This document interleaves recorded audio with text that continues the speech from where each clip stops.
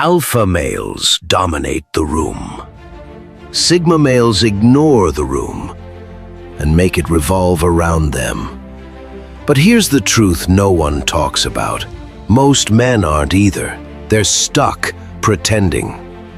In this video, we're breaking down the real difference between alpha and sigma energy, not the TikTok fluff, not the red pill memes, but the psychology, the mindset, and the strategy. Because the world doesn't need more loud wannabes, it needs more cold, calm killers. The alpha is loud, assertive, dominant. He leads from the front, craves recognition, and thrives on external validation. The classic alpha is your high school quarterback, your CEO, your battlefield general. He gains power by mastering others. He walks into a room and owns it, through presence, posture, and confidence. But here's the weakness. His strength comes from the system, the tribe, the attention. Remove the crowd, and many so-called alphas collapse. The Sigma doesn't want to dominate others. He wants to dominate himself. He walks alone, operates in shadows, leads but never asks for followers. The Sigma is self-sufficient, mysterious, emotionally armored. Where the Alpha thrives on external validation, the Sigma draws power from internal control. You'll find him training in silence, studying late, building something no one understands until it's too late. The Sigma doesn't want to be seen. He wants to win. So, what separates Alpha from Sigma in practical terms? 1. Leadership style. Alpha leads with the crowd. Sigma leads without the crowd. 2.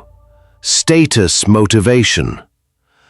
Alpha craves rank, respect, and hierarchy. Sigma ignores the ladder entirely and builds his own. 3. Social energy. Alpha energized by attention. Sigma drained by it, prefers solitude. 4. Conflict approach. Alpha challenges directly. Sigma analyzes, maneuvers, then dismantles. 5. Validation source. Alpha from others, Sigma from self. And that's why Sigma males are feared more than alphas, because you never see them coming. Let's break this down with characters you know and probably admire. Alpha. Examples: Goku from Dragon Ball. Leads with energy, charisma, strength. Tony Stark. Loud, confident, influential. Thor. Commands the room, protects the tribe. Sigma examples: Madara Uchiha. Plans in silence, moves in power, needs no one. Batman. Hated by elites, feared by criminals, respected by all. Ayano Koji observes from the back, manipulates the system. The Sigma doesn't ask for respect, he earns it through silence, results, and presence. But here's where most guys get it wrong. Pretending to be Sigma because you're too scared to be Alpha is just cowardice in disguise. Real Sigmas don't avoid people out of fear, they outgrow them. They choose solitude. They train in silence. They sacrifice the social game to master the inner game. If you're isolating because you're weak, anxious, or lazy, that's not Sigma, that's failure. The Sigma is not emotionally fragile, he's emotionally weaponized. So the real question is, should you become Alpha or Sigma? Here's the truth. You don't choose. You evolve.